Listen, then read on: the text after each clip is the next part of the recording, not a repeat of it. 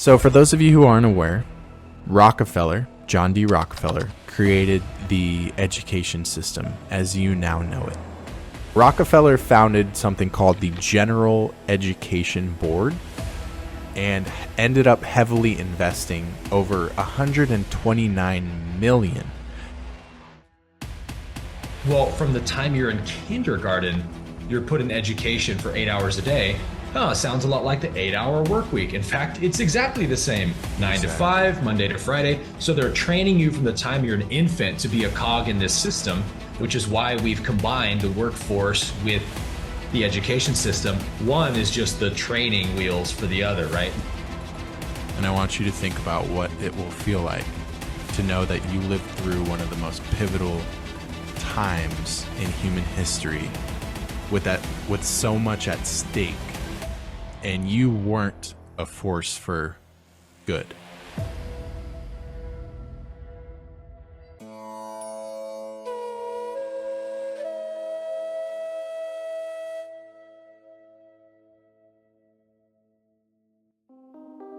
Greetings, everyone, and welcome back to The Rabbit Hole, episode number 3. Last week, we started off a sort of 3-part series we're going to be doing on describing the history and the makeup of the Matrix, as we call it, that we're discussing on this show itself.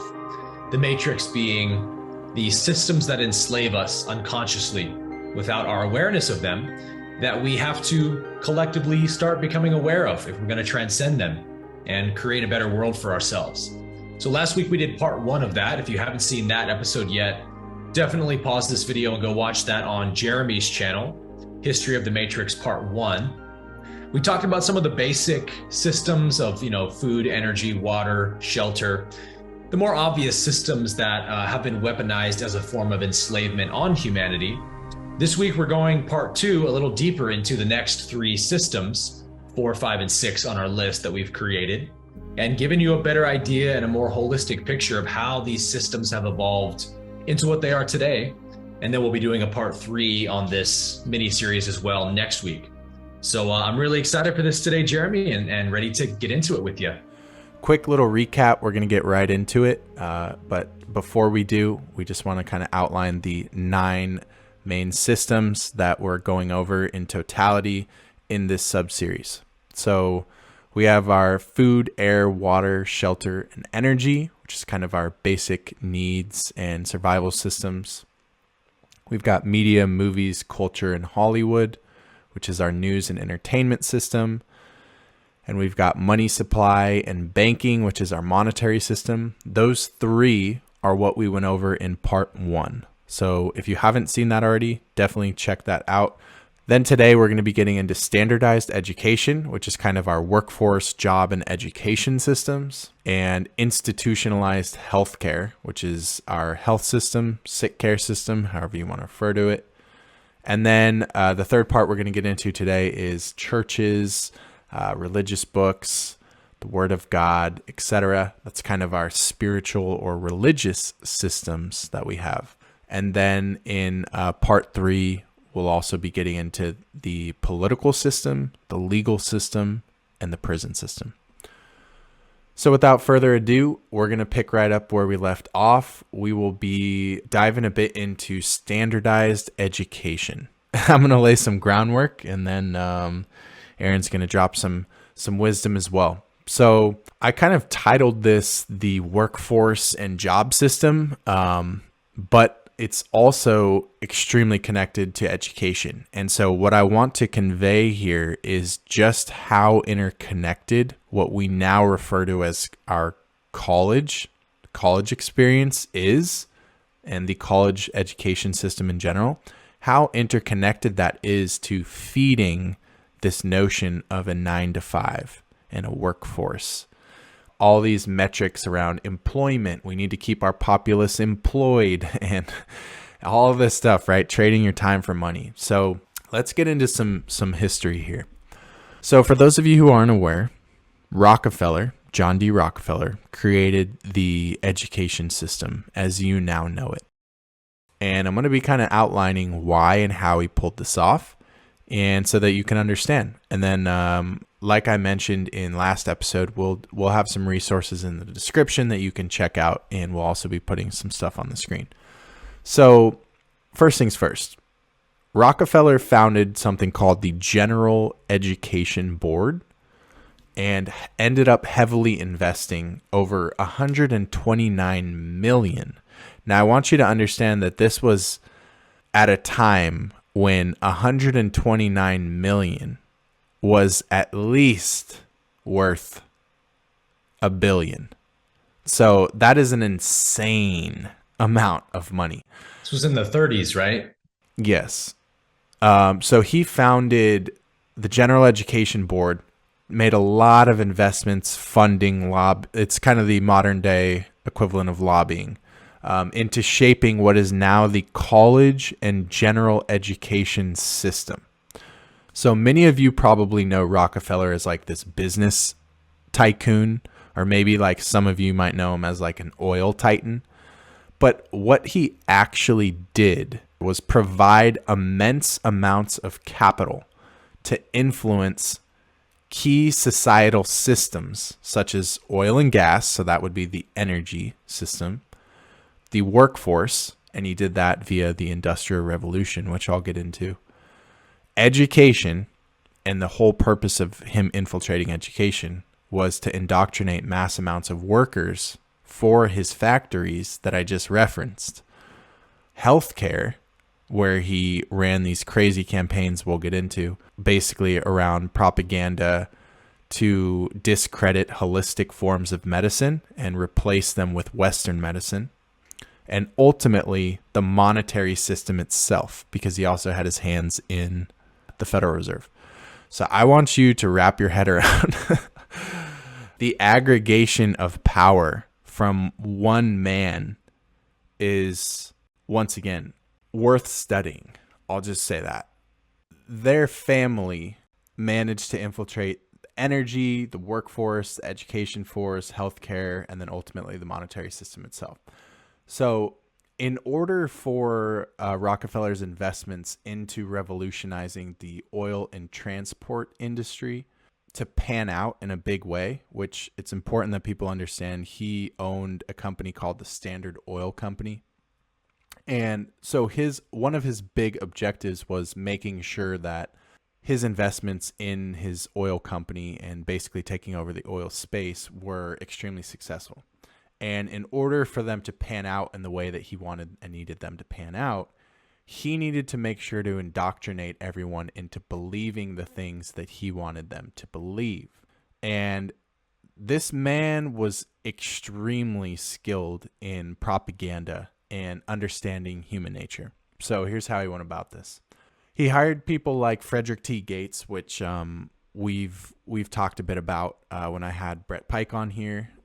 You guys should definitely check out that episode if you're interested in learning more about the Rockefeller story. But what I wanted to reference here is he also had Ivy Lee. And I don't know if you've ever come across this, Aaron, but Rockefeller hired this guy who's referred to as the father of modern public relations. And this dude advised Nazi Germany during World War II. So the same campaigns put together to convince the masses that what Hitler was wanting them to do was something they should get on board with. And you can imagine the level of skill needed to convince people of such atrocities. Rockefeller hired the same dude, and his name was Ivy Lee. And he hired him specifically to create and execute masterful propaganda campaigns surrounding everything from his adopting oil over coal. And that was a big thing of like what was going on at the time is with Standard Oil Company. He was needing people to adopt oil, not coal. And that was revolutionary at the time. He also needed them to adopt this concept of a job, which was new. There wasn't a concept of, like having long-term jobs, trading your time for money. It didn't exist before in this way.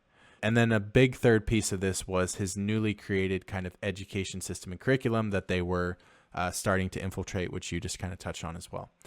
So he brings in experts in propaganda, gives them a shitload of money, gets his some of his relatives that you mentioned on the board, and basically starts pumping money into hitting it from different angles, right? So you have inside people who are actually sitting on the board, and then you have propaganda pieces running, and basically you're doing lobbying to hit it from all angles.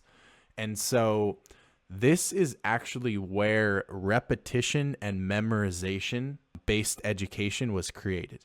It didn't exist before, not much before this time. And now where we're at in 2023, we're really seeing the kind of 100-year effects, because we're literally almost 100 years. It's been almost exactly 100 years. And we're seeing the effects that this has had. And here's kind of here's the scary part about teaching people that education is synonymous with memorization.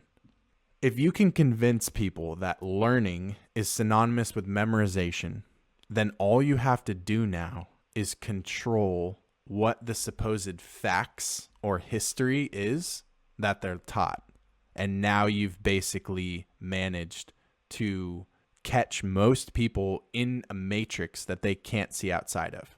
You know, it's kind of like this notion of when you're dealing with people that are too intellectual for their own good, right? They went to all the best schools, they have a master's, or like you talk. I mean, a perfect example is like, I don't know if you've ever done this, but if you try to talk to lawyers about some of the stuff that we speak on, they're like, oh, that's blasphemous. That's not how it works. And it's like, well, how do you know? And they're like, memorization is how they know. Because they didn't teach me that in school growing up. Yeah. But it's like, who created your curriculum? Right. When we talked about this in our last episode, Jeremy, about not fearing the matrix and making them such a huge enemy, the most powerful matrix is the one you don't see and don't have a clue exists, right? Yes. Yeah. So just the fact that we're so aware of these systems now and so aware of these powers, the balance of powers and all the corruption, the fact that we're so aware of it means it's not all powerful, right? It means we're gaining power over it by being aware of it. So like we're on a great path that we're seeing this stuff, but you know, the education system has been one of those matrices that we haven't recognized until very recently, with a lot of the body dysmorphia, gender dysmorphia, indoctrination happening in school has woken us up to the fact that, wow, even our education system has been weaponized against us by power structures to control us, enslave us, and create more power for themselves. And we see this in, you know, like why, in what person's mind, in what rationally thinking person's mind, would anyone think that it's a good idea to try and get kids to learn for 8 hours a day, every single day, 5 days a week? Like as if children even want to learn that much, have the attention span to, or the ability to. It should be obvious that the most we should be trying to educate children is like 1 or 2 hours a day. And then we should let them play and explore and be kids, right? Well, from the time you're in kindergarten, you're put in education for 8 hours a day.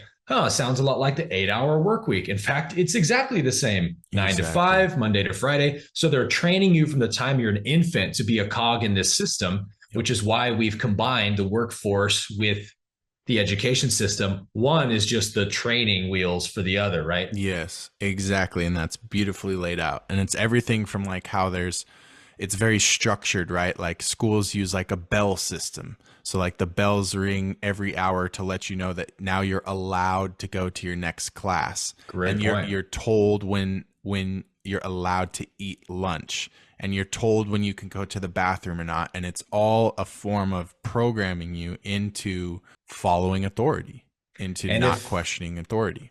And if you're not a good little student or like a good little worker, then you get put in jail, right? You go to detention if you don't pay attention in school. And if you do something wrong in the workforce world, you go to prison for it, right? It's like just a little miniature version of the adult world. Mm-hmm. Yeah. So it's very much priming you. And it's important for people to realize that like the government didn't create this. Education is like a government-based, government kind of run system. But it, once again, was kind of infiltrated, and money goes a long way. And then you can also plant people and run campaigns. And we're now in a situation where like the Rockefeller dynasty, for the most part, is like long gone, but we're still using it. And most people are, because of that fragmentation of power we talked about, like most people have no clue whether they're on like at a high up school board level or like they're just an everyday teacher. Like they don't understand what they're actually doing. The General Board of Education, what's important for you guys to understand about that is that that is the board that decided what went in the textbooks. So I want you to think about that. If you can decide not only the actual structure of like, okay, they're going to be in sitting for 8 hours a day and they're going to learn this, not this. And they're not going to learn critical thinking. They're not going to learn philosophy. They're not going to learn money, law. They're nothing. going to learn how to do certain skills. They're going to learn how to read. They're going to learn how to regurgitate, et cetera, et cetera. If you can dictate that, and then you also dictate what's inside of the books. So what history are they learning? What version of history? What version exactly? You can start to pin together like, okay, this is obviously there are ulterior motives here. And so that's why I wanted to bring up like John D. Rockefeller's background and understanding that like if you understand the amount of people that he employed or needed to employ for his efforts to be successful, he needed a standardized workforce. He needed mass amounts of people to do what he needed them to do, not question it, and be consistent workers. So he literally almost single-handedly created this notion of the education system just to feed his own efforts of all the moves he was making over here in business. He needed a workforce, and that didn't exist in a sense. He needed to create the demand for it. So that's kind of how I view this stuff. And we have this crazy, Frederick T. Gates quote, which I don't know if you've ever heard, Aaron, but it's basically like, we don't want a nation of like scientists. We don't want thinkers. We want men who are perfectly docile to what we want them to do and think. Yep. And then we have this famous Rockefeller quote that just says, I don't want a nation of thinkers. I want a nation of workers. Mm-hmm. So these campaigns ended up being extremely effective to the point where today the concept of a 9 to 5, like us even talking about this, is probably triggering for a percentage of you. Like, how dare you question this or say this? And it's like, study history. All we're referencing is facts here. One family created this notion over 100 years ago, roughly 100 years ago. And it is still unquestioned to this day. And some other things that were created around this time that were bundled in there was the notion of Social Security, paying into this thing until you retire, getting benefits, your employer providing benefits for you. All of that was worked in by Rockefeller to once again incentivize, because he needed to create demand. How do you get people on board? People love free shit. So nothing's free, but yeah, exactly. So the way that our public schooling and college operate and what they teach on, every single area, all the areas I named, was literally funded and shaped by John D. Rockefeller. So to kind of wrap this section up, I want you guys to ask yourself, whose game are you playing? Before you go to, like, it doesn't matter what kind of side you think you're on or where your stances are on this. It's always good to ask yourself, whose game am I playing? Who benefits? Exactly. So just this notion of whose game are you playing? How old is this concept of a job? How did the 9 to 5 come about? And then who actually created and funded standard education and what the purpose of it was? It was never intended to create intellectuals. To educate you. It wasn't like one of the main tenets of actual education is learning how to, number one, freely think, and number two, critically think. And those things are radically demonized. You get punished for critically thinking. You literally will get kicked out if you say certain things at certain universities now. Like certain, what I would say, facts. At certain universities, you will be removed for critically thinking and not succumbing to groupthink and regurgitation. And it's why we're seeing the rise of people like Jordan Peterson, Brett Weinstein, these teachers who are basically removed from tenure, almost assaulted by students, kicked out of their universities for literally using their brain. Stating objective facts like there's just Objective two facts. biological genders. Yes. You can't say that here because our narrative says otherwise. That's because the public education system doesn't teach you how to think. They just teach you what to think. You know, that part. You need to eat fish to live. That's what to think. What, do I know how to fish? Have you taught me how to get a fish so I can survive? No. Right. So you haven't really helped me, right? Right. Yep. It's that sleight of hand. So for our next section, we're going to be transitioning into healthcare. And once again, it's important that we are able to piece together the connection, the very close connection from healthcare to the workforce to the education system. These are very connected because, once again, Rockefeller pretty much single-handedly created the Western medicine that we now know today. So let's get into some basic facts here.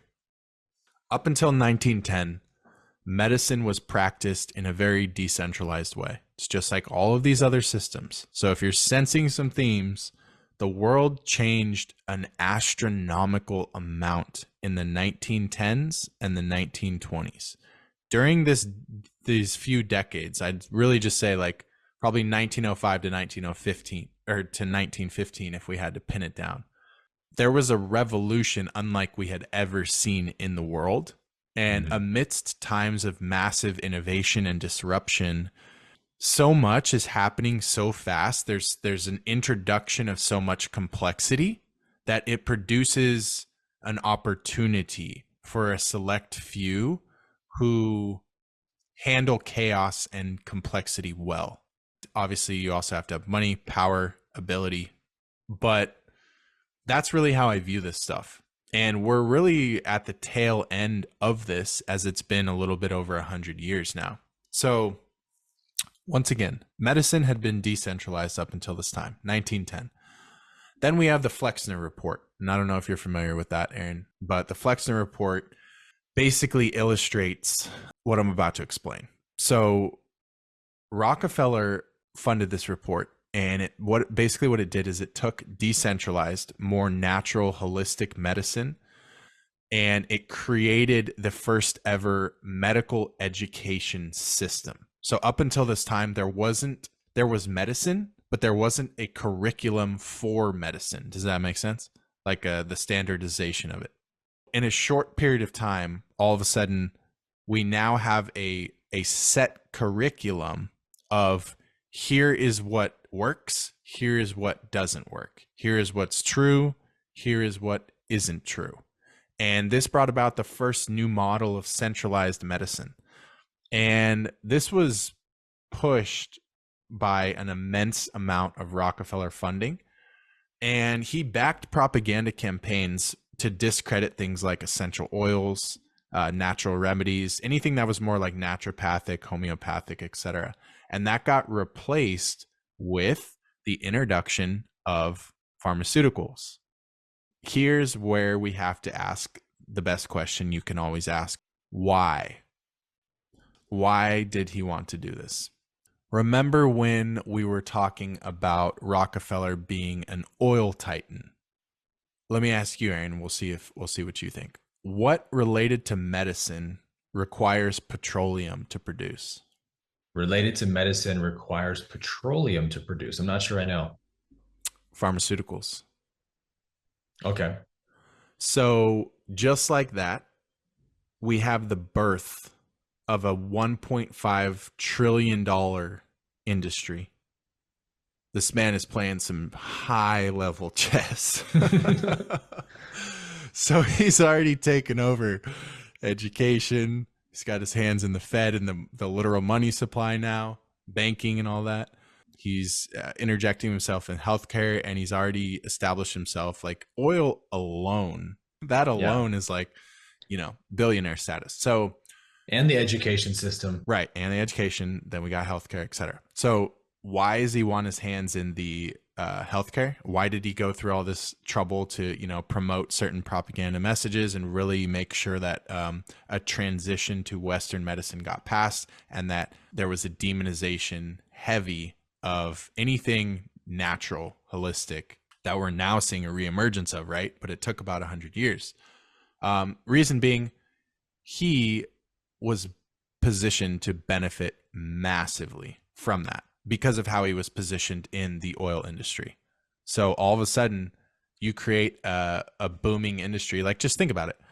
The very premise of holistic medicine is that nature heals you. You can't make money off that. It's preventative health. Yes, you can't make much money off that. I guess you could Yeah. create a monopoly on trying to grow it, but other than that, it comes from the ground. God gave it to us. Yeah. With pharma, a little different, right? And we know that now, and everyone probably knows that. I haven't met too many people that are like defend pharma. But what a lot of people don't realize is that, yes, it requires petroleum and oil to make the actual pills. Yeah, I didn't know that. Yeah. And in some of them, petroleum is required to actually, like, it's actually in the mix. So do you do with that? You do with that what you want to do, but you're eating oil. It's a no for me, bro. Yeah. So obviously it's like, okay, I guess he didn't feel rich enough. Maybe he was like one of those very small men, like insecurity wise. I don't understand when you're a billionaire by the early 1900s standards, why you need more. Well, that's a great question to look at, right? Yeah. Like, we should learn that lesson that you can never the ego can never have enough power. Even if you have the most power of anyone in the world, then all you're thinking about is how to keep it. And it's like a black hole, right? It will consume you forever until you finally learn to actually get beyond yourself and do good to other people and find a different kind of fulfillment in that. That's the only solution, right? So like we've been saying since episode 1, it's easy to point the finger at David Rockefeller and how evil he must have been to do all this. But at the end of the day, a bit of that's in all of us still, unless we've fully healed it. And so all we can do is forgive and move forward, right, into the light. Yes, sir. So I wanted to kind of just outline this because healthcare is obviously a massive system, right? It is inextricably linked to our well-being, right? And Western medicine certainly, I'm not intending to demonize Western medicine. There is certainly a time and a place, and it has been an incredible innovation and advancement that we've experienced in the first world that has helped us get out of a place where certain common diseases and issues and stuff were killing us, right? So there are a lot of uses for Western medicine. Really what I'm trying to illuminate here is I think more people should look into who funded it and where it came from. And specifically to bring this full circle, because we were just talking about college and education, we now know that in order for anyone to become a nurse or a doctor, they have to go through extensive amounts of schooling, right? Yep. That's part of education. So what I'm trying to demonstrate and convey to you guys, and encourage you to look into, is that, let's say you want to go be a lawyer. Rockefeller created what you're going to be taught and trained. Let's say you want to go be a dentist. The Rockefeller family created and funded what you're going to be taught. Let's say you want to go be an ER nurse. The Rockefeller Foundation created what you're going to be taught. And then we wonder why, as a society, we can't even agree on, like, experts in their field can't even agree on basic facts, right? Like with the, you know what, in 2020, no one can agree, just basic shit. Or you go to one dentist and they're like, yeah, we don't use fluoride, it's a neurotoxin. You go to another and they're like, oh, you're one of those hippies. Fluoride's been safely used for 100 years. So it's like, this is the problem, right? And so instead of like having the argument, like everyone wants to have the debate at a level of like, what do we need to do in terms of like getting on the same page? Why don't we go a little bit deeper than that and understand, like, well, where did it come from, and question the actual first principles of the issue with a memorization based curriculum that can be controlled by those with money? How about that? Simple. If there's simple money behind anything, it's going to lend itself towards power and corruption. Because why? Because people want to make money. This isn't a conspiracy, right? It's just practical, ordinary stuff that we have to accept about the world in which we live. And when you can do that, is the reason I like to stress this, is because it helps you to truly forgive and Yeah. to stop fighting and resisting and just come up with a better world, a better solution. When we talked about like me working at Google in episode 1, and I couldn't even have access to most buildings, like the doctors that are prescribing these pills, some of them may know how unhealthy they are, but most of them don't. Most of them really believe they're helping their patient. Why? Because they went to a Rockefeller designed school, medical school, that taught them that medications are drugs and drugs heal people and nutrition is pseudoscience. They were taught this stuff. So they're just regurgitating what they were taught, thinking that they're doing good. So they're not evil. Your doctor's not evil, but it's really easy to just paint everything with a broad brush. And, we've seen a lot of that from the truther movement of like all Western medicine doctors must be evil because they're working for the system. And it's just way more complicated than that. Yeah. Yeah. The way that we evolve out of this place that we've been in as a society since 2020 is not through grouping and demonizing And othering, yeah. and othering. Yeah. Yeah.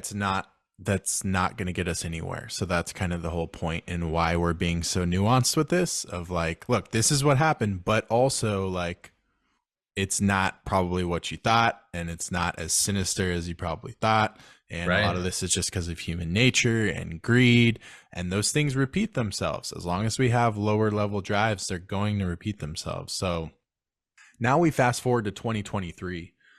Even if you don't have any idea about any of the things we've shared with you today, I bet you've observed how the education system, the media system, and the healthcare system are inextricably connected, and they work hand in hand with one another. So like, let's just stop and think about it real quick. How do you become aware of new pharmaceuticals? Commercials. Who runs those commercials and gets paid for them? The media companies that we talked about, those 6 families. Okay. And some of those 6 families are the same families that are selling the healthcare, that are selling the pills. Yeah. So it's like just double revenue. But before we can get to that, we have the education system that's kind of prepping people to believe this way. Otherwise, the pharmaceutical commercials wouldn't work, would they, Aaron? If we were taught the truth about a lot of these side effects, trade-offs, and how the body is way more complex than pharmaceuticals try to give it credit for, right? We're just going to treat this symptom and not realize that now you have 19 other issues because you tried to view it in a very myopic lens. If we were taught that, the media wouldn't be able to market that to us and have it work effectively. So hopefully you guys can start to kind of see and understand. Some of you've probably had this awareness. Some of you might be like, oh, I've never thought of that. But each of these systems, and that's why we kind of are going very macro with this so you guys can see, they wouldn't function really well at all without each other. They prop each other up.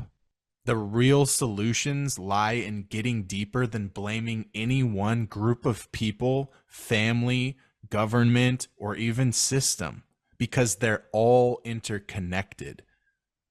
And that's why I think our conversation keeps kind of coming back to like understanding human nature and such. Yeah. Like we see that similar men in similar circumstances choose similar outcomes.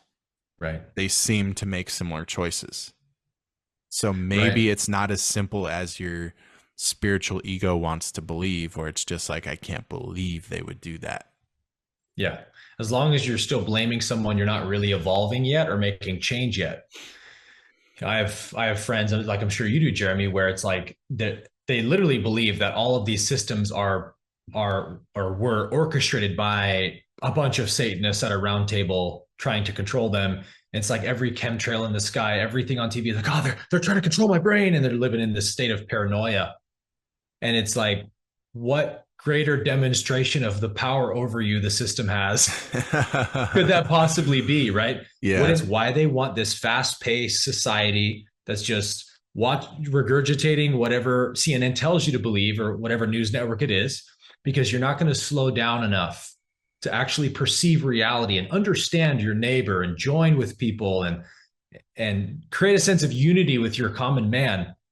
They don't want you to do that. They want you watching Netflix all day and the news and arguing on Twitter, and they've done a great job at creating a society that does that. For sure. A great job. Yeah, those are great points. I think that's a perfect segue to transitioning to our spiritual and religious systems. We would be, remiss if we didn't dive into a little bit of understanding that throughout the human story, churches, spiritual texts, men who are supposedly anointed, etc., have used and abused the holy word, if you will, or religion itself, in order to manipulate and control people. First off, history. The word history is actually his story, right? And I think that's especially relevant when we get into books like the Bible, where entire books have been taken out, and man, in its flawed nature, in his flawed nature, has interjected his flaws on a holy text, if you will. And that's just one of many, many examples where we've had various cultures, we've had various rulers, various societies where for various reasons, they remove different parts of spiritual texts, or they interpret them in completely biased ways, like intentionally, to control people, or they use the name of God like to justify any behavior, right? And there's some crazy stories of like stuff that used to go down way back when. Like one big thing that the church did is they used to not allow people to know how to read, and only the priests and clergymen and such. Like, I really want you guys to think about this. So imagine there's this book that is deemed as the book straight from God, but you don't know how to read it. It's like squiggles on a page, and you don't even know how to read at all. And the only people allowed to read are those who are telling you what the book supposedly says. Think about that power dynamic.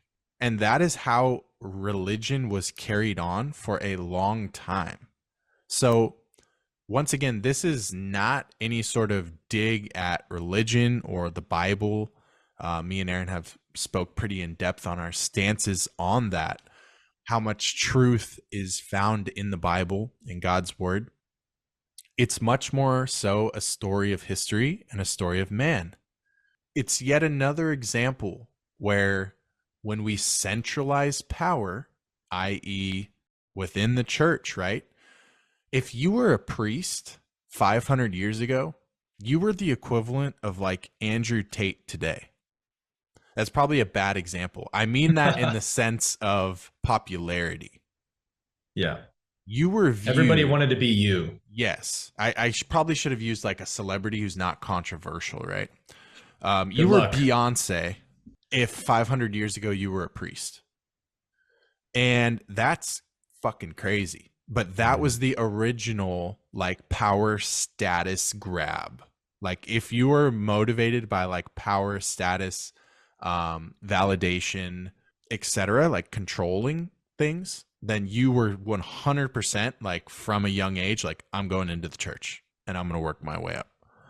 Yeah. And now that looks more like maybe you're like, I'm going into banking or like I'm getting into politics, but that was the OG. And so I definitely wanted to tie that in here because that is where we've come from. And once again, if you don't study history, then you don't understand that like churches were infiltrated a long fucking time ago, time ago. And today, those churches are a lot more sinister. I mean, I don't even think we should get into the Vatican stuff and all that, but basically like it at a base level, it's important to understand they were infiltrated a long time ago. Yeah. Because long before those with money had power, you didn't even need money. You just needed the knowledge and the ability to read when others couldn't read. And now you have so much power, money could never buy you that amount of power today. Yeah. Like, think about it. The landscape is a lot more even. There's something called schooling and then the internet. But imagine you were the only one with select information and people were like literally thought you had like special powers. Of course, you put yourself in that situation. Men are flawed. That power is going to be abused. And it was abused. And Mhm. so that's kind of like where we came from in terms of how the religious systems used to be used and some of the issues that we used to have with them. It's a great analogy for everything else we're talking about, because nobody would argue that the church, the Bible, religion, Christianity hasn't been used as a control weapon, right? Nobody would pretend like that's not the Hopefully. case. Most people in today's world, if not everybody, literally understands that the Bible, religion, the church has been weaponized by institutions of power for thousands of years to control the masses, right? Controlling the masses through enforcing a religion on them, for enforced conversions, saying, hey, this book is inerrant and only this one class of people is allowed to read it. It's all obvious to us now. Well, all we're saying is that in the same way that the Bible's not inherently bad, Christianity is not inherently bad. These are all good things: money, education, medicine. These are all good things, but they can be used for evil by people with evil intentions, right? That's all we're saying has happened in every other system we're discussing, right? These are just kind of natural ways that human ego plays itself out in any given system. Yeah. Yeah. I really think that that's important context to understand. Because hopefully you're starting to see some recurring themes as we've gone through, I believe 6 of these now. And every time there's some recurring themes here of centralization of power. There's some recurring themes here of human nature. That's really going to be important when we get to the third and final episode, and we kind of discuss like bringing it all together and kind of how we see all this, because we don't see this as negative at all. This is just reality. And once we can understand what the mechanisms at play actually are, like centralization raising challenges, human nature raising challenges, then we can be more informed on understanding real solutions. Whereas when we don't understand these things and we kind of go with the black and white group think or surface level research, at that perspective, it seems like a good idea to discuss alternatives such as let's change this political system for this one, or we need this president instead of this one, or we should this religion's stupid, we need this one. And it's like those are really like surface level shallow band-aid approaches. You're not going deep enough to understand the actual like mechanisms at play here. Like Einstein had the famous quote, no problem can be solved from the same level of intelligence that caused the problem. Love You that. can't Yep. you can't solve a corrupt political system with a different politician. The nature of the politician itself is the problem. So Mm-hmm. it takes some expansive thinking. Yeah. Yeah. So to wrap up our conversation around the religious systems, so we covered like kind of where we came from and a little bit of general background on how the religious systems have been kind of like weaponized. That's probably not anything shocking to hopefully most of you. But here's where I want to discuss this kind of complete switch that we've experienced as a society. And I would love to get your thoughts on this, Aaron. So I was thinking about, where we came from, where things are now, as I've tried to do in each section. And my personal opinion on this kind of topic of religious and spiritual systems is that they've actually been distorted and tainted to the point where now the pendulum has swung to the other side, where many people have just completely lost faith and become cynical. Like I said earlier, they just kind of throw the baby out with the bathwater because, priests are pedophiles and, people at my church are hypocrites. So just screw God. Mm-hmm. And when we look around, and I'll just reference America here because I'm American, there's little respect for God anymore anywhere in America.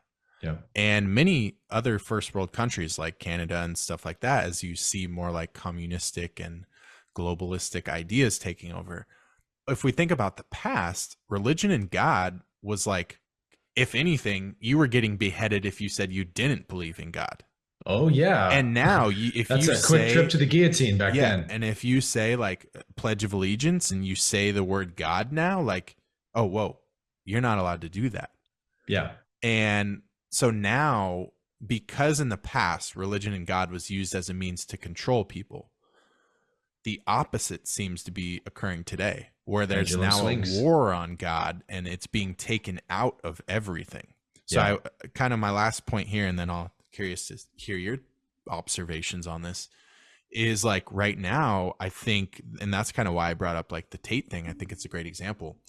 We're seeing kind of like a war on masculinity go down. And the only way Tate, yes, he's genius with the marketing and stuff, but the only way he blows up to the level that he's blown up to is because his message is resonating with so many people. Now, Right. is he extremely egotistic and does a lot of questionable things? Absolutely. I'm, for the record, once again, not defending or not defending. This is just, I'm just speaking on my observations. We should be able to do that in 2023. If there wasn't such an issue on the topic of masculinity in the last, let's say, 5 to 10 years, when a savior came about and started pushing a message of like, you're being controlled, it's very necessary to be the man that you were born, that message wouldn't have taken off in that same way. And other examples, we're seeing kind of an outright agenda to squash the concept of a gender. Agenda to squash gender. Sounds funny. And then at the same time, we're seeing the use of war against the use of God in our systems, when just 100 years ago or less, it was the opposite. Like, you didn't have to be a good person. Everyone said they believed in God and went to church. Like, you could have just killed someone on Saturday and you're in church on Sunday, because that was just what the nation was founded on. It was more about principle and less about like, I'm a good person, which is a whole other podcast we could do because it was much more of like a group think, a community thing, like an ideological thing of like, I'm American, we're a godly nation, so we have God in our Pledge of Allegiance and we go to church. That was like kind of like our parents' era and our grandparents' era. But then now it's the exact opposite. Certain powerful people that were really benefiting from using religion to control others realized that so many people had kind of like woken up to it and it wasn't working very well anymore, that they realized they no longer had much use for it. So they changed their agenda and repositioned themselves. So now the agenda, and this is just based on observations, I don't have like a name or a family or a government to point to. Once again, it's not about that. But if we just track agendas, you just follow the money. And there's some agenda now to remove God entirely before people realize the actual potential of living God's word. My seeing of this has changed a lot since I've understood law. Yeah. Let's take God out of the school system, public conversation, because as we talked about in our first episode, God's law is the only law. You could call it universal law, natural law. Christians call it God's law. It doesn't matter. We're talking about the same thing. This is the law the Bible teaches, and that if you truly follow what the Bible is saying, the teachings being put forward, you're going to live according to this natural universal law. And that, again, that law does not incentivize centralization of power and corruption. It incentivizes freedom for all and unity, right? Sovereignty. So they don't want you to follow that law system. So they have to do what? Demonize where it comes from, which is from God or the Bible or that whole umbrella. So now that they have to make that the taboo thing. And as soon as that happens, now we can have these kind of distortions in the collective that we're seeing today, where it's like we're probably all living in the most collectively insane time in human history, in terms of like, yeah, super insane things were happening in the medieval times, of course, but like there wasn't the internet, where we could broadcast that insanity all around the world, and people from other sides of the globe could get infected with that way of thinking from the comfort of their home, and it could spread so much faster, right? Yeah. Yeah. In many ways, we're living in this pinnacle of insanity. Ultimately, when you stray away from the foundation of truth, then any matter of distortion becomes possible. And now there's people living with extreme mental issues and sickness, and those people are being glorified in the public eye as something to be celebrated, or even to strive for, to be like that. And so it's something we won't appreciate fully until we're looking back 30 years from now on this time period, and hopefully saying, wow, can you believe the kinds of things in the public discourse back then, that men are women and women are men and men can get pregnant and all the stuff we hear today? It's a very short and rare time period I think we're living through. Yeah. And it is, like you said, it's a manifestation of that pendulum swing that inevitably happens. Yeah. Yeah. And I think this thread is very, very meaningful to me, as I can tell it is to you. And I believe that that's why we're both here at this time, putting out what we're putting out and serving in the way that we're serving. Because one thing is for sure, when I'm laying on my deathbed, I do not want it to be at all questionable about which side I was on, and whether or not I spoke what I knew to be true during a time when most were too afraid to. And so, we get a lot of, I don't know if you've looked at the comments, but I haven't looked in quite a while. But when we did our first video, and, I have some people DM me and stuff and repeatedly get some comments like, man, you're so brave for putting this out there. Like, don't they come after you? And I'm just like, first off, who's they? You're doing the thing we keep talking about. You think it's the government. And then second off, it's like, I feel like a lot of empathy for people where like they're willing to sacrifice their soul and their consciousness because to them, like, fear rules. And it's like, try to put yourself on your deathbed right now in a visualization exercise. And I want you to think about what it will feel like to know that you lived through one of the most pivotal times in human history, with so much at stake for the future of our race, and you weren't a force for good. To me, that's probably my greatest fear. Like, nothing, what tops that level of regret? Yeah. Well, that's what people say on their deathbeds, right? In the studies that I've seen, they say like 75% of people regret the things they didn't do, not the things they did. 100%. Like if you stand up for truth, you can check that off the list. That's not going to be something you regret on your deathbed. Yeah. But you will regret the cowardice, the kowtowing, the giving into fear, and the placating yourself. Those are things that have eternal value to them. Absolutely. All right, guys, that's a beautiful segue for us to wrap up our part 2. This one is a bit shorter. We're sitting right around an hour, which is perfect. We didn't want to make these too long. We really hope you guys got a lot out of this. I feel like the transition from episode 1 to episode 2 flowed very smoothly, kind of built on itself. And in our final episode, you're going to definitely want to make sure to tap into our 3rd episode. We're going to be going into the final 3 systems, of course, but we're also going to be giving you kind of like the culmination of where we're going with all of this, how we see things, and much more of a solution-based, empowering focus. So if you've tuned in thus far, definitely make sure to catch our next episode, in which we will wrap this conversation up in regards to how the Matrix itself is kind of orchestrated and how it was created. So thank you guys so much for your time and attention. Anything you wanted to say, Aaron? Yeah, just wanted to add a quick reminder that we are rotating every episode of this series on one another's channels. So this week was on my channel. Next week's episode will be on Jeremy's channel. So stay tuned for that, and make sure to subscribe if you haven't already. And thanks for joining us today, and we'll see you next week. Peace and love, everyone. Thank you.